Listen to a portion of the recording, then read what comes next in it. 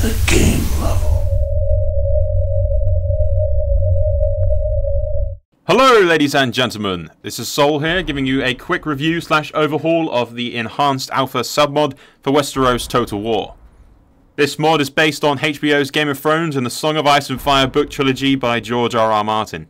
This mod in particular is set during the events of the books and HBO show, just around the beginning of the War of the Five Kings. Robb Stark is rallying his banners, Renly is in the Stormlands, and King Joffrey sits on the Iron Throne. Before we begin, let's make one thing very clear. This is an enhanced version of the original Alpha, which means it's set during the books and the HBO show, which means there may be some minor spoilers. You have been warned. Other than that, I hope you enjoy. The House of Joffrey Baratheon. King Robert's eldest son and heir, King Joffrey, has already had a huge impact upon the realm. He has executed one of the men who played a very important role in bringing his family to the throne in the first place, and he's incensed the Lords of the North and the Lords of the Trident with his barbaric antics. He is young, brash and cruel, and even those closest to him have a hard time exercising control over his decision making. Having rallied the Crown lands and his mother's family, the Lannisters, to defend his crown, young Joffrey is still in a very precarious position. However, he has the luxury of having the famed Tywin Lannister as not only his hand but also as his grandfather. With a stewed man like that in charge of his military forces, the chances of victory increases exponentially. House Lannister. Joffrey Baratheon, son of the late King Robert Baratheon and Cersei Lannister, has taken the Iron Throne in the events of his father's untimely death. Upon taking the throne, this young king took it upon himself to order the execution of Eddard Stark, thus igniting the current conflict. With powerful allies and family members, the Lannisters are firmly entrenched as the first family of Westeros. The leader of the house, Tywin Lannister, is a legendary figure in the realm. He first became Hand of the King at the age of 20 and served the realm for another 20 years before retiring back to the Rock. That retirement is now over, and after the actions of his grandson, the King, Lord Tywin has once again become the Hand of the King. Will Tywin Lannister be able to quell the River Lords and the Northmen? Will the Lannisters enjoy another song of the Rains of Castamere, or will Stark beat them back? Only one thing is certain. Winter is coming, and it's bringing 20,000 swords to see if Lord Tywin really does shit gold. House of Renly Baratheon. After the death of Robert and just before the beheading of Eddard Stark, Lord Renly left King's Landing with the Knight of Flowers, Loras Tyrell. With the death of his brother and the legitimacy of his nephew called into question, Renly has put a claim to the Iron Throne of his own, cementing an alliance with House Tyrell by marrying their eldest daughter, Marjorie. Renly has secured his role in the upcoming conflict as a power player. And of course, he has the Knight of Flowers, Loras Tyrell, at his back, one of the greatest swordsmen in all of Westeros. But then again, he's been poking Renly for years, and Renly ain't dead. The House of Stannis Baratheon. Once his brother King Robert died, Stannis laid his claim as well as accusations of his bastard-born children bred of incest, and illegitimate kings sitting upon the Iron Throne. Unfortunately for him, he has no proof, but the question alone has rallied a good many houses to his cause. Stannis is the middle brother, acting as the buffer between Renly and Robert while he was still alive. King Stannis has no male heirs, only a daughter.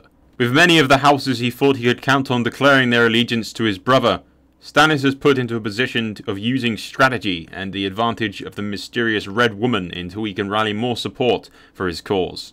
Although in the possession of a sizable fleet, Stannis lacks the manpower to take King's Landing. But he does have the advantage of the infamous Shadow Babies. House Tyrell. The Tyrells stayed loyal to the Targaryens during Robert's rebellion, but bent the knee after the sacking of King's Landing.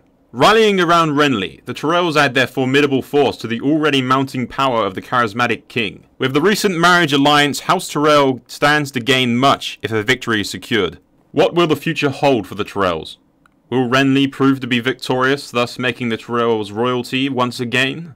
Or will one of Renly's many foes defeat him, and thus serve as a devastating blow to the haughty ambitions of Highgarden? House Martell. Prince Doran Martell is a very cautious man. With that being the case, he is watching the events of Westeros very intently from his place at Sunspear. Biding his time and carefully planning, he will not wait very much longer to enter the fray. With his brother, the Red Viper, leading the armies of Dawn, when the time comes, there is little doubt of the success they will have. With the advantage of having secure land separating them from any possible foes, Dawn stand ready to defend herself against any who might harbour the idea of subjugating her. House Tully. With Lord Tully sick with old age, his firstborn son takes control of the forces of the Trident. With one of his sisters married and now widowed to Eddard Stark, one can almost count on the Tullys throwing in their considerable power with the Starks and the Lords of the North. Not only blood but vengeance calls for this course of action, as the Lannisters have loosed the infamous Gregor Clegane to ravage the countryside that makes up Lord Tully's lands. Will their alliance with the Starks hold the Lannister onslaught at bay? Can they hope to defeat Lord Tywin in the field and break the backbone of the power of the malicious King Joffrey? Considering that under the control of the AI, House Stark seems to turn its tail and return to Winterfell, their chances are slim. House Arryn. After the death of the late Lord of the Vale, Jon Arryn, his wife and their child, young Lord Robert, fled back to the safety of the Eyrie, after they became convinced that Lord Arryn was poisoned. Keeping their fears to themselves, but in a letter to her sister, she continued to live in fear of the Lannisters. With the death of Jon Arryn and the frailness and young age of Lord Robert, House Arryn is in a perilous position.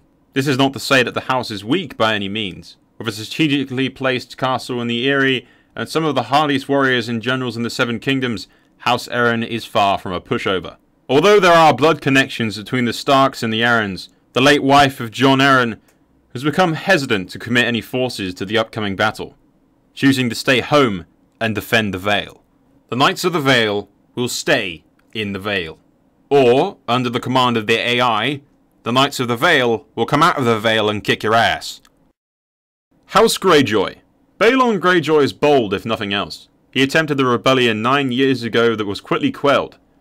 King Robert and Eddard Stark led the attack on the Iron Islands, where 2 of Balon's 3 sons were killed in the fighting, and the third and the youngest, Theon Greyjoy, was taken as a ward and sent to Winterfell in the care of House Stark.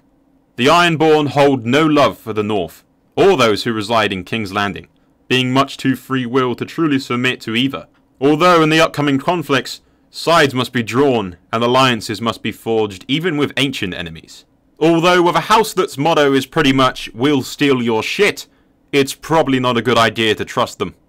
House Stark. Eddard Stark, Lord of Winterfell, Warden of the North and Hand of the King, has been executed for treason on the steps of the Great Sept. The kingdom is engulfed in struggle. In the north, Robb, now Lord of Winterfell, rallies the great houses to his banner. Not only do all the great houses of the north call their banners and sally forth to aid the young wolf, but the River Lords, led by Robb's uncle Edmund Tully, also call their banners. What will the future hold for House Stark? With his father murdered and his sisters lost to him, will the young wolf be able to defy all odds and defeat the Lannisters? Or will the Iron Throne and the Lannisters crush the uprising before it begins? Winter is coming. And we'll end this here. I hope the backstory behind this mod is enough for you guys to go out and give it a shot. You will of course need Medieval 2 and the Kingdoms expansion in order to play it.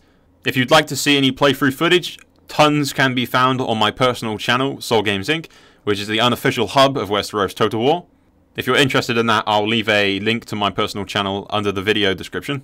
Thank you for watching. Don't forget to like, thumbs up, and subscribe. That's all for now. Soul out. Enter the game level.